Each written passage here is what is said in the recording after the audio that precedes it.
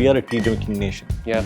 Even in terms of household penetration, tea used to be 93, 94%, coffee used to be 10, 11%. So we knew that the early phase, you would have a lot of people coming in because they wanted to just participate in the brand. Just see what it is. In the initial days, we said that while the beverage, we will not play around with. Food, we will localize. And I think that's what makes, the brand in touch with the local populace. There is empathy. The third place concept. Was the thought process the same when the brand was being launched in India? Absolutely. More so, I would say, in India. That was the reason that people go to Starbucks. Starbucks in India, it was important that we get the spaces right, we get the ambience right. We are becoming more and more a coffee drinking nation. Yeah. Trainee to could be a CX or a leadership role. You have to work in a store before you can start your work. In the last 2 years, we have added 3,000 more cafes. That's the kind of growth that you're seeing. Finding the right kind of space in India is a challenge. 14 to 15% of our revenues do come from delivery. We also realize that you need to do delivery in a manner which is slightly different, because in a manner of speaking, delivery otherwise takes away from what the core of your brand is. How do you think of the next 5 years for Starbucks in India? We believe in the potential of this country. We believe in terms of where the coffee category is growing. So the issue is not the category. The category is growing by itself. We are thrilled to welcome Sushant today to the Masters Union campus. He is, of course, the CEO of Starbucks India. Doesn't need too much of an introduction. Starbucks launched in India back in 2012, so it's now completing 13 years. That's right. And we are very excited to talk about the entire journey today. So we'll unpack, a lot of things. But before we get into that, we would love to know a little bit more about you, and not just about your professional experience, but also some of the early experiences when you were younger. What shaped you? Okay. But first and foremost, thank you for inviting me. It's a pleasure. And like you mentioned, I think it's also a big day for us. We actually are opening our 500th store. Oh, that's congratulations. And we are opening it in Gurgaon tomorrow. So is that what brings you here to Gurgaon? One of the reasons other than the podcast. Yeah. But yes, so a lot happening. In terms of my background, I actually I was brought up in Orissa for the first. I did my schooling in actually a very small town in the north of Orissa, sub 1 lakh population town. Then went to college to slightly. What was it called? Baripada. Baripada. It's actually in the tribal belt of Orissa. It's in the north of Orissa. I then went to a slightly bigger town to do my college, which is a 5 to 10 lakh town, which is Cuttack. I did my graduation there, and then I went to a slightly bigger town, which is Ahmedabad, to do my post-graduation from MICA, and then I came to work in Mumbai. Okay. So when you say what shaped my early, I think just exposure to what real India is, exposure to consumers in different segments and in different phases of evolution, if I might say, in terms of their exposure. That's what you grew up with. That's the true learning, I think, the first 20, 25 years. And I think that's what's shaped me in terms of my understanding of this country, in terms of the consumers, in terms of what works, what doesn't work. I think very difficult to teach that in a manner of speaking. True. That comes with experience, that comes with actually having lived. When we say that India lives in small towns or India is diverse, you need to have seen that diversity. And I think I'm really grateful that I managed to do that. In terms of post my education, in terms of work, I started actually in consumer research, which is now Nielsen. In those days, it used to be ORG Mark. So I started my career with them as a management trainee for the first 4.5 years. Okay. I think, again, immense learning in terms of understanding consumer, working across different segments. I think what research helps you to do when you work for a research company in terms of consumer research, one is obviously the operational rigor in the early phases of life, but also in terms of just the diverse category and trying to understand each category, because if you actually want the client to appreciate the insights that you're giving, you also need to understand the category and work with what the problems are, and not just reproduce data. It's more about inciting, right? So I think that helped again to set the foundation. Post which I've been with the Tata Group for 25 years. Actually, I complete end of this month in another 10 days actually. But the best part of the journey has been that I have managed to do different roles, Yeah. different parts of the country, different parts of the globe, including a couple of stints outside of the country. But early part of my career, actually most part of my career, out of this 25 years, 20 years is actually in FMCG. Okay. In beverages, tea, coffee, water, soft drink, and like I said, in different parts of the world. But I did the usual brand manager to marketing manager Yeah, to head yeah, of marketing. yeah. And then 2010 onwards, 2010, 2011 onwards, I've been handling businesses. Yeah.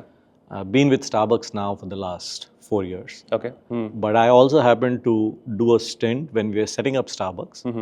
And like I joke, the reason as to why that happened, I used to be in the UK at that point of time, based out of London.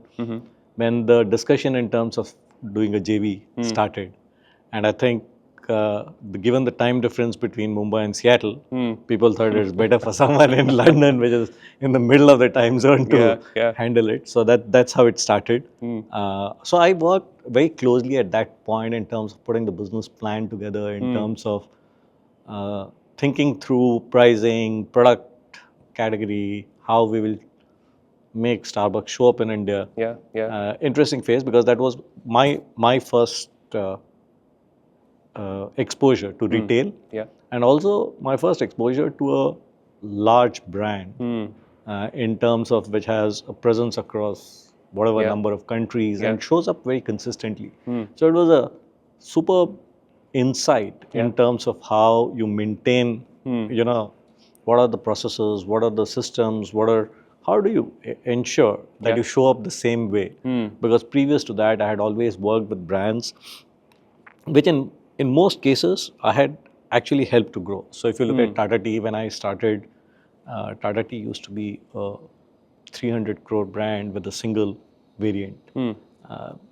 I think today it's 6,000, 7,000 crore, and it has a multitude of brands catering to different segments. So you have actually seen that kind of a journey, and that is true for most of the other categories, be it coffee or water, where it has been more entrepreneurial. We have started, there is a large player.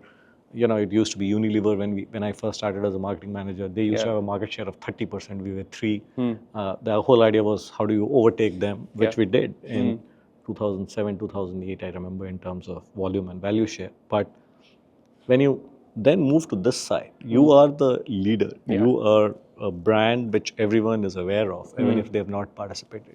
And when you bring it into a country, how do you ensure that you do that in a manner that you live up to the expectations? And how do they ensure that the brand lives up to the promise? Because they cannot dilute the brand in a new Especially market. brand like Starbucks. Right? Yeah. So I think that's what the learning was at that, which was very interesting. And as I said, retail from FMCG was interesting. So I did that for a year and a half, and then went back and did other stuff. Yeah.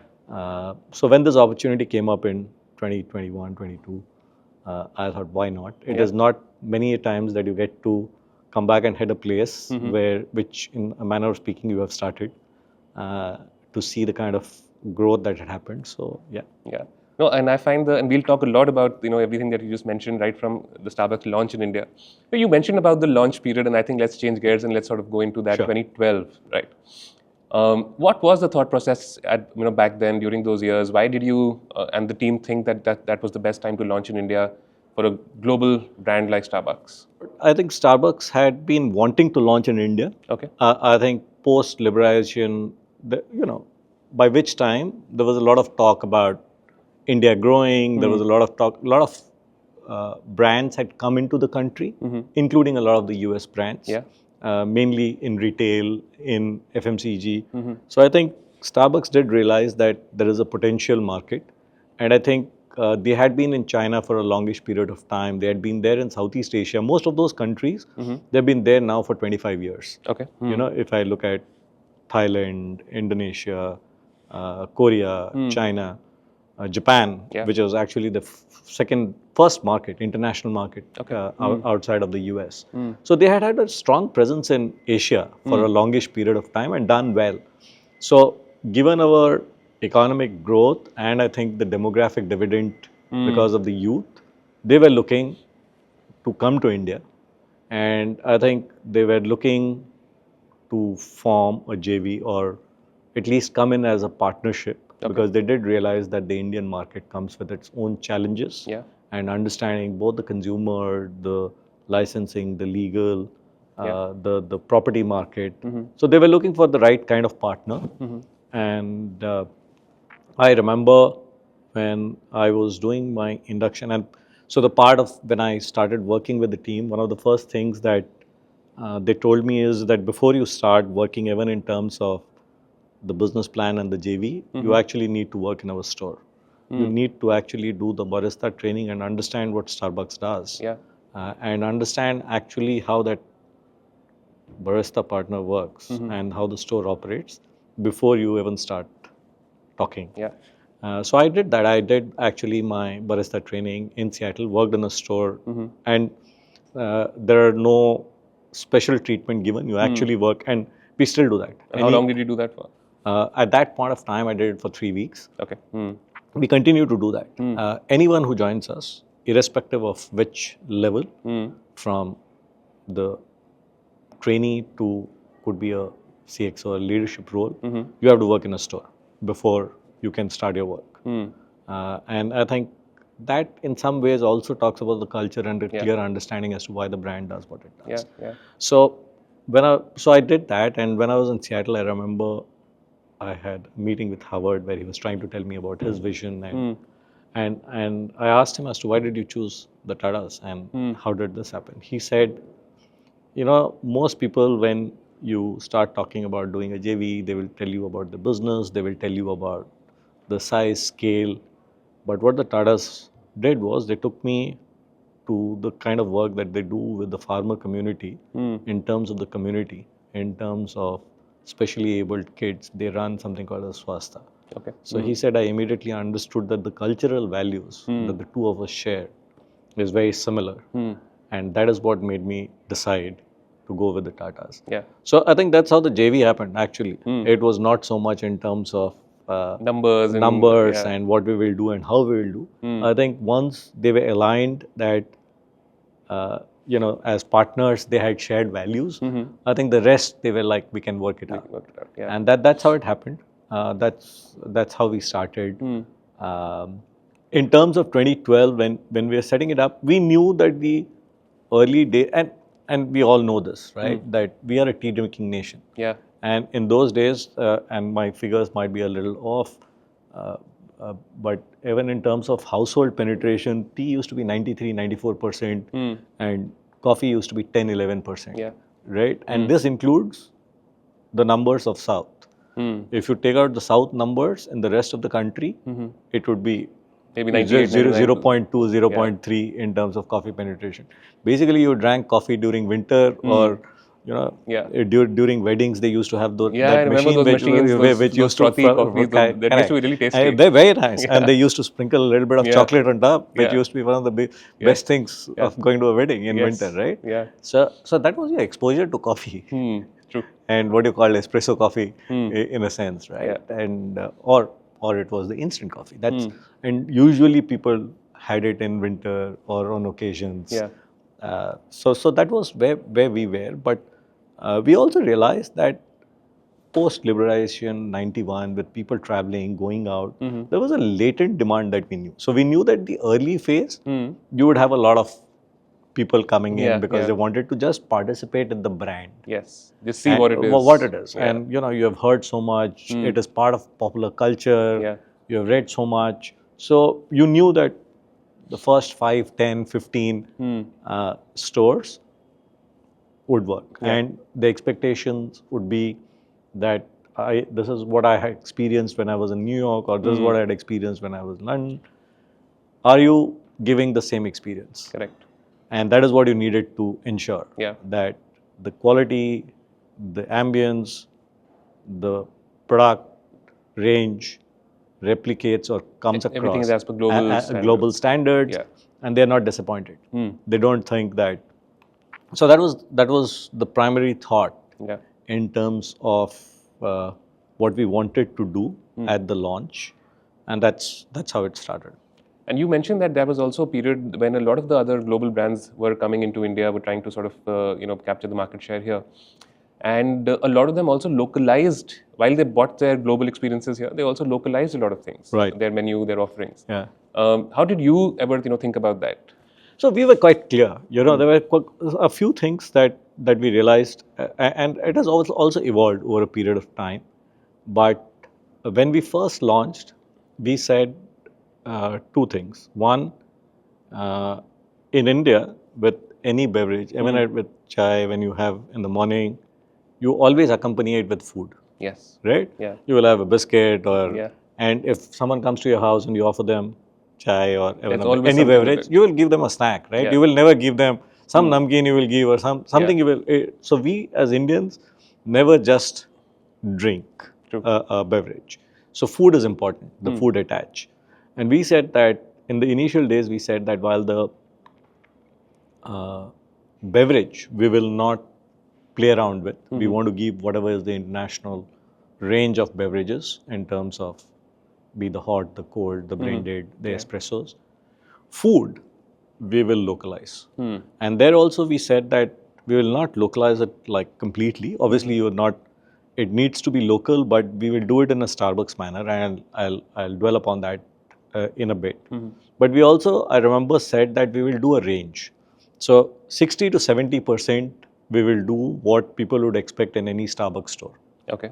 Yeah, so you will have your cookies, your muffins, your croissants, your sandwiches. Sandwiches. Yeah. We will do the remaining 20 to 30% with local flavors. So I remember when we first launched, we had the sheikh kebab wrap, the paneer tikka roll, but we had, I think, the mawa croissant in Mumbai and we said that we will do two kinds of localization. One which would be national pan-India kind of localization, which is Indian flavors which cut across regions. Yeah. But we also recognized right then that there are specific nuances, and India is, like we all know, not every 150 kilometers food preferences change. Yeah. So we said we will actually do 10% which is of the region. So when we launched Mumbai, I remember we launched it with, as I said, the mawa croissant. When we did Delhi, again we did something very specific. Now I can't remember. I think we did some chole, some turnover or some such item. But we always used to do 2 to 3 items, which were Three local items. Yeah. So that was one part, the food. That is how we started, saying beverage, no compromise. Food, part of it will be local and part of it will be regional, hyper local in some ways. The third thing which we said we will actually try and localize is in terms of our stores. So the elements that, again, a store needs to look like a Starbucks. People, when they come in, they have a certain expectation in terms of the bar, in terms of how it looks. But at the same time, we said, can we incorporate local elements of artisanship that represents the community, the locality, or the city. So, for example, when we did the Hamilton House, which is the first store in Delhi, The Connaught Place the one. Connaught Place one, Yes. Yeah.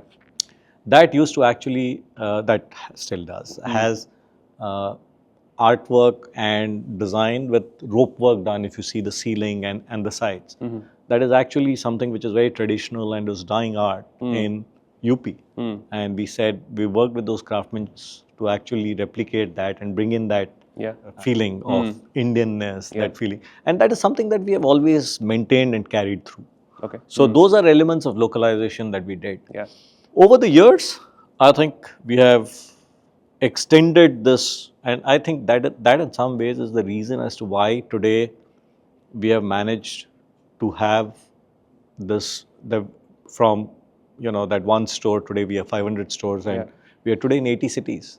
So we are in the smallest of places. I am in a Salem or Nellore, Bhatinda, you name it, we are there, right? Raipur, Ranchi. The reason is we have also increased the degree of localization. Okay. The degree in terms of while at the core we still remain what Starbucks stands for in terms of the coffee quality, the coffee craftsmanship, and the range that Starbucks is known for.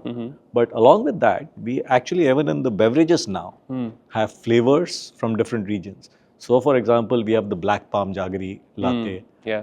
We have the Sikanji cold brew, stuff like that, which is as local in terms of flavors. And we have the Peru cold brew, chili. So we actually do ingredients which are hyper local. Which, so example, the black palm jaggery is from a certain part of Maharashtra.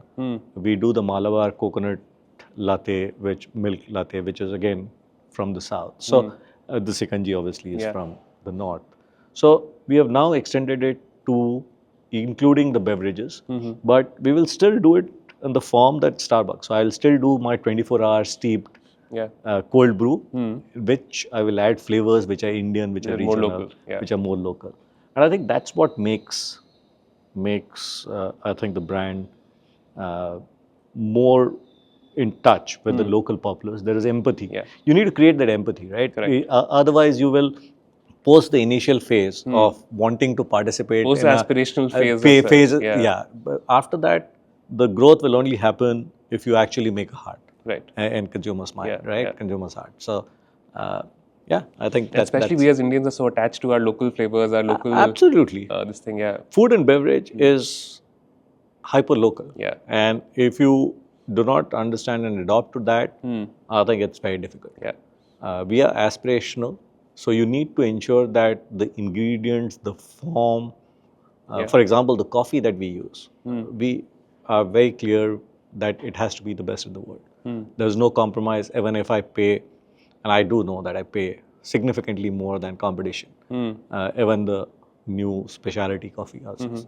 The reason is we actually give the top 3% Arabica, which is also sustainably sourced. So you won't compromise on that because people believe that as a largest brand, you would not compromise. And you would expect the best. So you need to ensure that, but you then need to adapt, I think, and that combination, I think, is what has worked for us.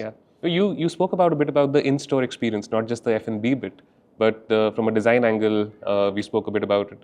Starbucks globally, historically has spoken about the third place concept. Was the thought process the same when the brand was being launched in India? And did you see that play out over the years? Absolutely. More so, I would say, in India. The third space concept was obviously you have your office, you have your home, then you need a third place where you can meet and connect or have your me time. Now, I think in India, it became that was the reason that people go to a Starbucks initially. Right? We don't go to India to get our caffeine fix. We don't go or just pick up a drink and walk out. We go because I'm going to meet you or have a meeting and it's an or have a experience. date. It used to be at least going to a cafe. Absolutely, it still is. 95% even with the evolution that coffee has seen, with the growth, 95% is still about the experience. So for Starbucks in India, it was important that we get the spaces right, we get the ambience right, we get that warmth going in terms of even our partners, the way you treat it. It could not be a transactional equation. And that was important. So the third place also comes with that. It is not just about the physical space, but what your partners do. And I think that is a critical part of conveying that warmth. If you don't do that, then it's just brick and mortar in some ways. It could be a just nice any design. Other establishment it can be. But you need to have that emotional connect. Otherwise, it just remains transactional, and that doesn't work.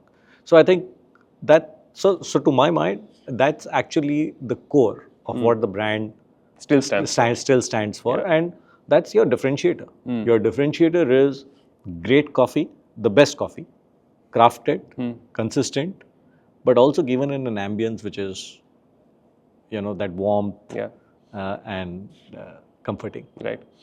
I would have never thought that in 12 to 13 years, where we were, as I said, all of us grew up where coffee was something that you had during winter months, once or twice, instant coffee, or at the wedding, out of those machines, right, which was with chocolate on top.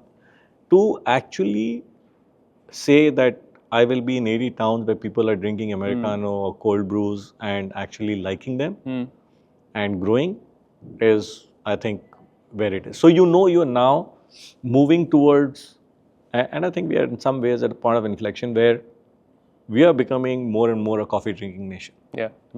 That to me is amazing. That's something that I wouldn't have said was possible 10 to 12 years back. I would have said that we would still be in the top 6, 7 cities Yeah. where people have exposure, are aware of the brand. And I think the big change, obviously, that has happened also is that now information has got more democratized, Yeah. cheaper, everyone knows, and aspirational values has spread. That has helped. But I also think that coffee, in terms of becoming a beverage of choice, mainly with the youth, is also happening. And when did you see the switch happen? So you mentioned 82 cities, towns like emerging cities like Salem, where Starbucks is now present. When did you start maybe approaching or opening in these cities, the non-metro cities in India? How did you see the consumption pattern there? So I think, when I say growth, I think this happened more in the last 4 to 5 years. Okay. Post-COVID, we did see a lot of people wanting to go out, right? And it was a phenomenon that you saw across board. Yeah. One, in terms of more consumption, Yeah. more going out. I think people were scared of being locked up and being by yourself for a Yeah. year and a half. Two, so you wanted to go out, meet people, you wanted to do things, Yeah. you wanted to. Plus, people had money because Yeah. they had not spent money for 18 months. Yeah. So there were savings and whatever. So we certainly saw a significant rise in terms, and plus a lot of people were still working from home. So Yeah. that helped us because a lot of people come and work out of Starbucks. That is also the time that we decided that we will actually scale up in a manner of speaking, because let's say we're opening 20 to 30 stores. So in 2021, we had 200 stores. Okay. Okay, and hence in 9 years, we had opened 200 stores, which Yeah. comes to around 20, Yeah. 25 stores every year. And in the next 4 years, we have opened 300 stores. Yeah. So that's 3 times the number per year on an Yeah. average that we are doing, if not more. And that was a decision that we had taken at that point of time. And when I joined, saying that we now know what works in this country. We have been here for a period of time. We know how to make money out of this business because that is important. Yeah. And we know even if we expand and go to smaller markets, we know the model now to make it work. Yeah. And hence we started growing. I think what that did was trigger a whole industry in a manner Yeah, of speaking. You saw a lot of people, and that is what has happened. If I look at the number of cafes, we used to have 3,000 cafes in this country 2 years back. Okay. In the last, and that's given that cafes in this country have been in existence because of Cafe Coffee Day for 25 years Yeah. or more, right? In the last 2 years, we have added 3,000 more cafes. That's the kind of growth. yeah. That's the kind of growth that you're seeing. Okay, and I think that happened because people say, okay, if Starbucks is expanding, there must be something, right? And it started with a lot of MNCs, large MNCs, MNC brands coming in. They were the first guys to come in. Yeah. Then Indian players with a lot of funding started coming in. Yeah. Now we are seeing a lot of player in the, I would say, the popular segment or the mass segment starting to come in. Yeah. But the big growth is in terms of indies. Every neighborhood has 7, 8, 9, Yeah. if not more. And all nice looking craft. Yeah, absolutely. Yeah. Yeah, because the entry barriers are low. It's not that difficult to open Yeah, a store, and mainly if you're opening 1, 2 stores. So yeah, that's what is, and that is doing 2 things. One is obviously the category is growing, but more and more people are getting exposed Yeah. to coffee, and we know globally that's how it works. People consume something out of home, then it will be in their offices or schools or canteens, and then it'll move in home. That's how categories grow, right? And I think that's what is happening in India. And in terms of the next 5 years, you mentioned that maybe the last 300 stores were probably in the last 4 odd years. How do you see the next 5 years panning out for Starbucks? Do you think it's this, same velocity of growth? Yeah, if not more. I think we will continue to expand, we'll continue to grow. I think our global CEO, Brian, was in town yesterday and day before for the last 2 days. And I think he also said the same, that we strongly believe in the potential of India. More so now, the per capita, the growth of the economy. We are one of the fastest growing economies. Normally, we have also seen that a lot of these consumption happens at that sweet spot of around 3,000 USD. We are at 2,800 kinds. So we should hit that mark soon, which according to us will only result in more spending and we have a younger demographic, which is people who want to go out and who want to spend. So between the two, I think the category will only expand faster. And how do you mentioned a few of the emerging towns that Starbucks is already present in. So let's say if you're sitting with your team and you're talking about the next 10 cities to launch Starbucks in.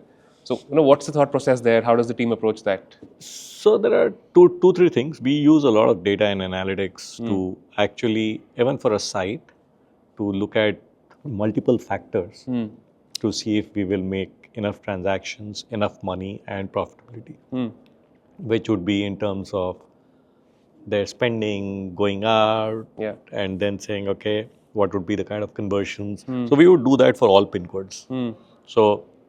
And we would actually have a market holding capacity today. And then when a site comes up, we will do it specifically for that site. So there is a lot of science that goes in. And how long does it take? Let's say from you thinking in your team thinking in an office to actually launching that store? Oh, that doesn't take too much time. It depends. Okay, so I think one of the challenges is I know that I want to open, let's say, in this locality or a new city. Finding the right kind of space in India is a challenge. And with all the legal requirements, licenses, which tick all the boxes in terms of what the government requires, that actually is a big issue. So to find the right space takes time. But if we find a space, from space to actual store, we can do it in 12 to 14 weeks. No, you briefly mentioned also about the quality that Starbucks is heavily focused on, just making sure that it's super high quality. Consumers should never feel that there is any sort of cost cutting happening there. So in terms of your beans, in terms of your coffee, just tell us a bit about the back end, of Starbucks. Like, where do you source it from? How does the supply chain work? So our beans are all sourced in India. Okay. But like I said, we source the top 3% Arabica. So Starbucks actually, and that's independent.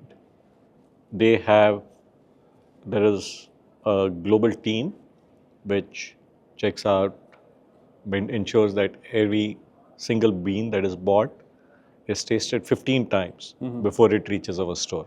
Oh, wow. To ensure that that quality remains consistent. So that's actually, I would say, the heart of what you do. So there's a huge team which is all the time sourcing, checking, ensuring, and once the bean comes in, then there is the whole art and to some extent science in terms of what kind of roasting is required to get the best out of that bean, which again is something that Starbucks has its own team. The master roasters have been doing it for 50 plus years. So that's the proprietary understanding. And then it comes to us.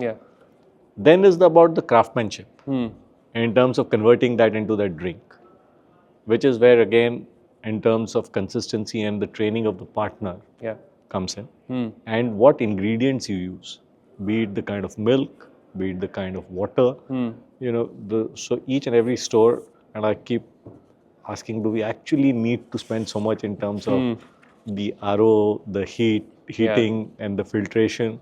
But we spend, I can tell you, much more than any F&B in terms of, because these are global standards and there's no compromise in terms of what you do.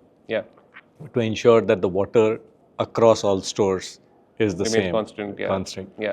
Which, as you would know, in India is not a very easy job to do. Correct. So I think that's where the challenge is. So, we spoke a bit about the launch. We spoke about the in-store experience, the quality control. Let's and we spoke about, of course, the launches and everything as well. Let's fast forward a little bit to 2025 now. Right. Okay. The consumer in India is rapidly evolving. Right. Right. It's a much more younger demographic now. With the Gen Zs coming in, the way they think, the way they approach brands, Right. is very different. So, what is the thought process today when you think of a Gen Z as a consumer, and how is the brand evolving, for them?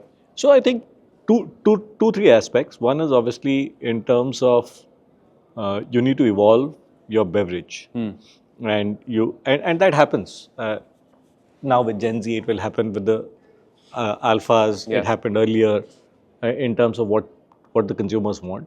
We clearly realized that with Gen Z, for example, and just a couple of examples to showcase what you need to do, we had to change part of our beverage mix or launch new beverages for the Gen Z, because two things we realized, even in India. One was a clear preference for cold over hot. Otherwise, as a nation, because we come from a tea drinking nation, Yeah. we like our beverage hot. Hot. Right? That's what we primarily drink. But the Gen Z doesn't, because Okay. they want to do That's things. interesting insight. Yeah, Yeah. yeah. It's and two, they in fact many a times prefer non-dairy because they also want something which is lighter. Yeah. They want more colorful They're a lot more educated about the ingredients as well. ingredients as Yeah, well, yeah. and they obviously want it to be much more Instagrammable. True. So we actually have launched the refreshers in India, which is actually green beans extract, so it doesn't, and it is fruit, non-dairy, Yeah. and that's worked phenomenally well with the Gen Z. Similarly, we have done the cold brews, which is again non-dairy, steeped, but they also have a very good understanding as to what quality is, and Yeah. and they don't want compromises on that. Correct. So it's not like they will have anything just for the sake of because it's the fad, Yeah, or it's cool. or Yeah. it's cool. They also want you to, for example, give them the best, and they will take the trouble to figure out whether you are doing it or not doing it, Yeah. and living up to the promise. Similarly, I think they associate with the fact of whether all things being equal, you also do things in the right way, conduct your business in terms of be it the sourcing of the beans, be it in terms of sustainability, be it in terms of what you're doing for the planet. And I think those are things that helps us Yeah. in a manner of speaking, because you do it naturally, both the partners do it. And my workforce, my our partners, my average age is 23. So they know the consumers. Correct. Yeah. So I think that's what you do. The other is obviously digital.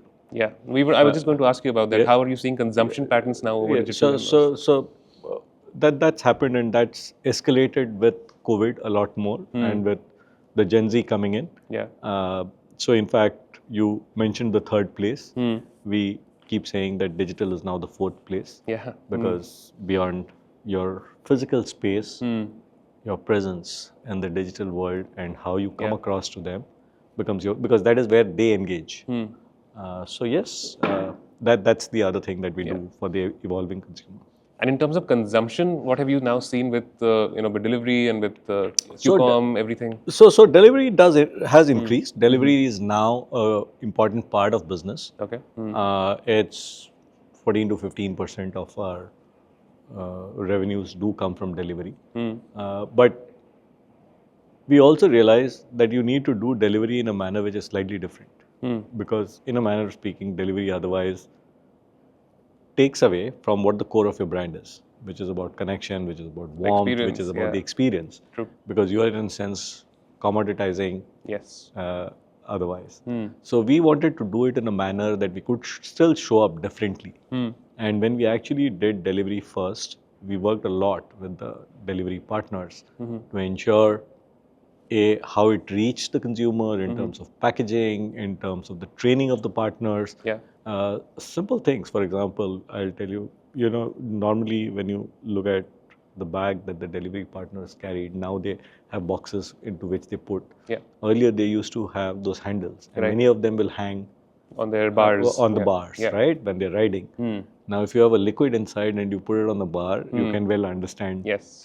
how it will reach the consumer.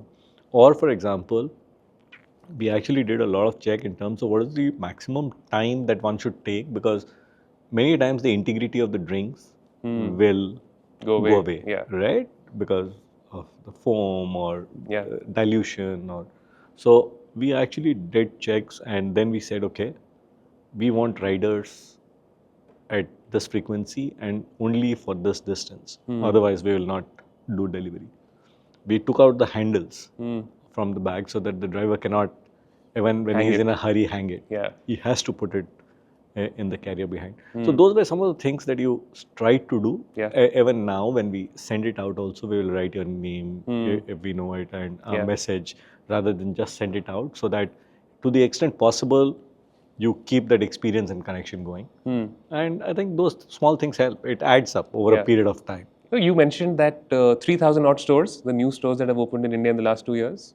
Yeah. And a lot of them, you go to all of these, let's say, the Indranagar in Bangalore or Bandra in Bombay, and there are so many cool cafes that have now come up. Right? Yeah. So, and maybe expanding on that third space concept as well.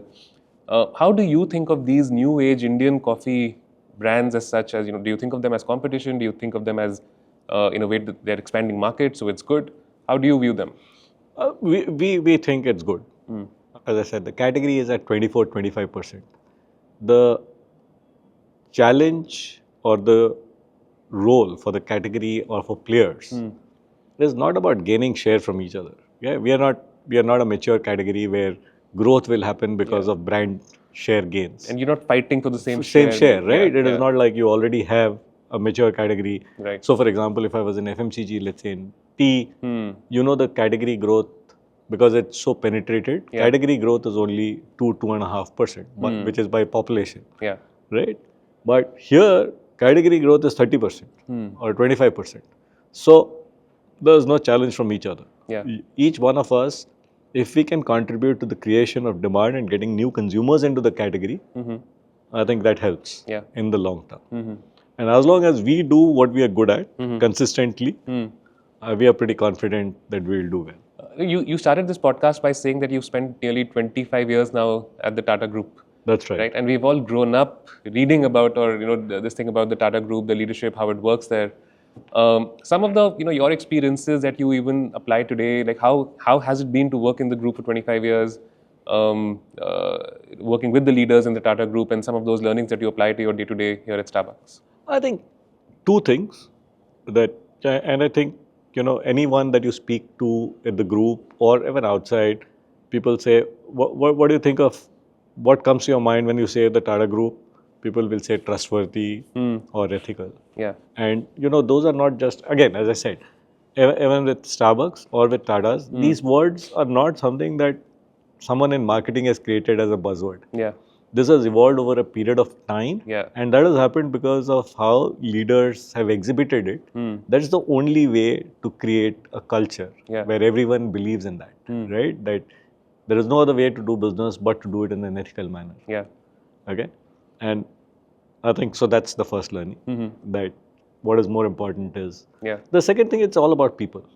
How you treat your people in terms of, and it is both in terms of the benefits that you give and the respect that you give, because that is the only way that will then get exhibited to your consumers. Yeah. If you don't get it right, and I think that is what I've seen in both the organizations, in terms of way of working and in terms of how you respect and treat people.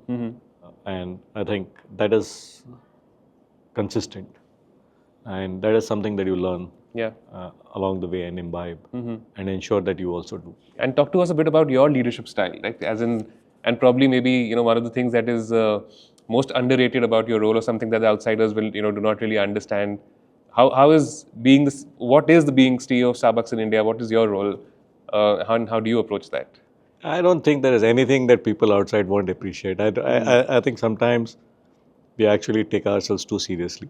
It's actually not such a big deal. Like I keep telling my team also and people around, we sell coffee. Not, I'm not saving lives or I'm not sending up a rocket to space. So don't take yourself too seriously. Have fun. I think that's important. You need to enjoy. You're spending 8, 10, 12 hours whether in office or engaging. Yeah, true. Thinking about it, yeah. right?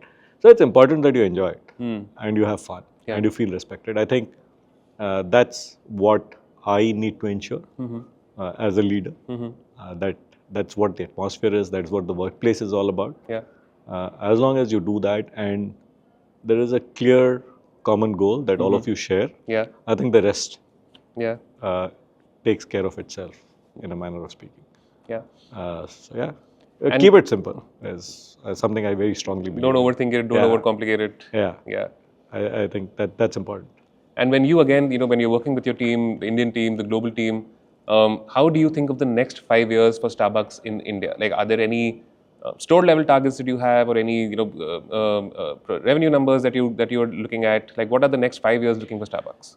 Yeah, absolutely. You obviously need to have the the ambition broken down into numbers and in terms of how you will achieve it, in terms of the strategic intent. So we do have what we call the medium-term plan, which is over the next 5 years, 7 years, which you then translate into the annual plan. But as I said, the overall idea is that we believe in the potential of this country. We believe in terms of where the coffee category is growing. So the issue is not the category. The category is growing by itself. Yeah, yeah. The challenge is as to how you get the demand creation going, how you maintain your market leadership, Yeah.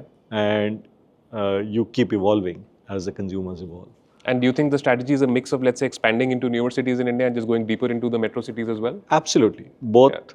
In fact, the potential. So I would actually say that 60, 70, at least in the next 3 to 5 years, will still come from infilling than from the newer cities. Because as you go to the smaller cities, the potential is 2, 3 stores. True. Right? Yeah. Maybe 1 to begin with, goes up to 3, 4 at best. But given that one of the trends also is going to be rapid urbanization, I think these cities will grow much more. Yeah. Where we are. So that will still continue to account for 70% of our store growth. And I think we are seeing more spending capacity also. Absolutely, in these because cities. because that is where it goes. Yeah. And we will see that. Yeah. So stores will come up in both. Both will happen, but this will still be more. And do you see any difference in consumption patterns when it comes to food and beverage across these cities in India, or has it been slightly more uniform? We do see some places where the food attach is more. Can you share the split with us, for example, like a tentative food and beverage? So, for example, I think we do better in the east in terms of our food attach, in terms of the numbers.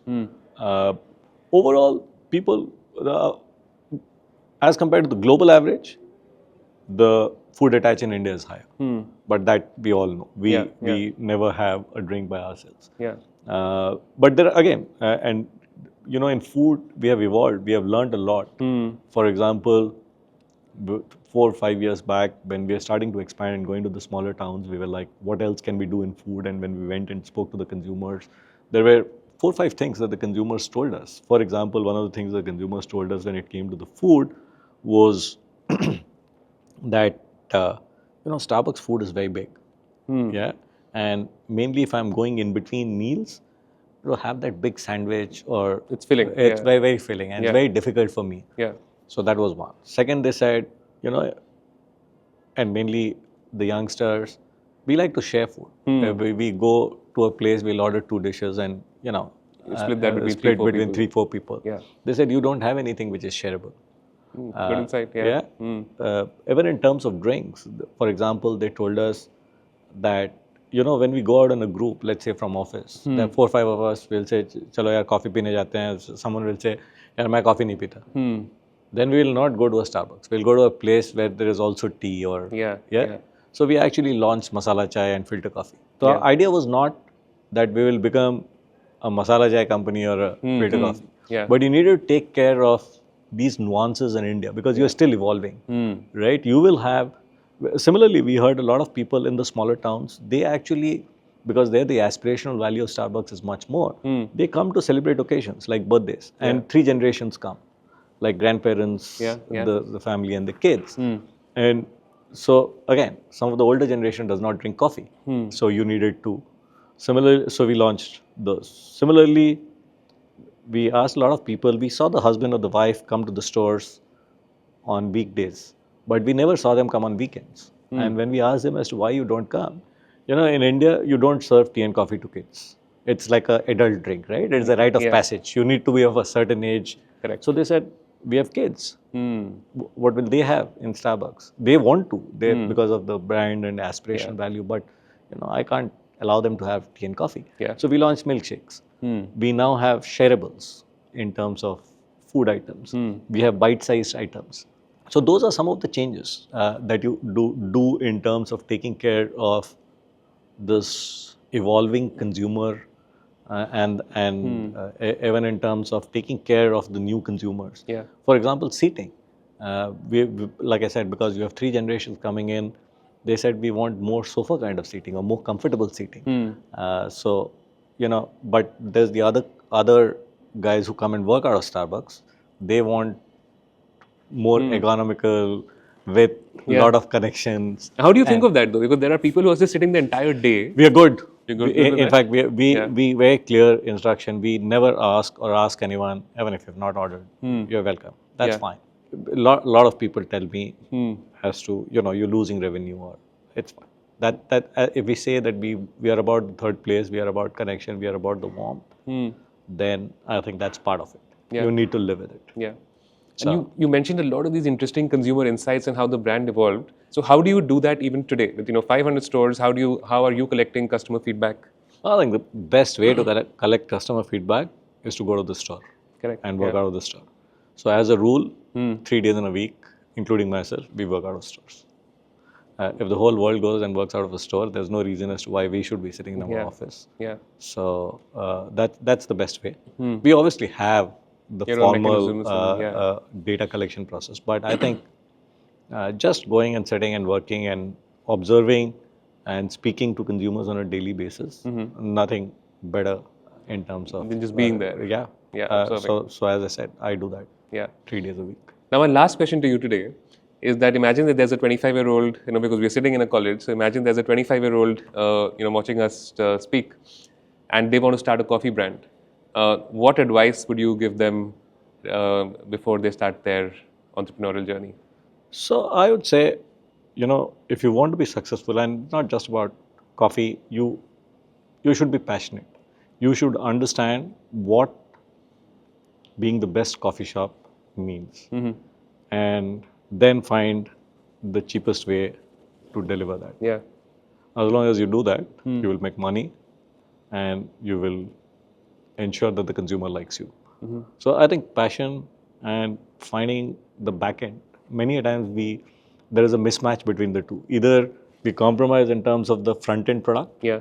or we do not put enough emphasis to ensure that the best product and what the consumer wants, the best includes that. Yeah. That is not best as per me, but best as per what the consumer believes in and what is best out there.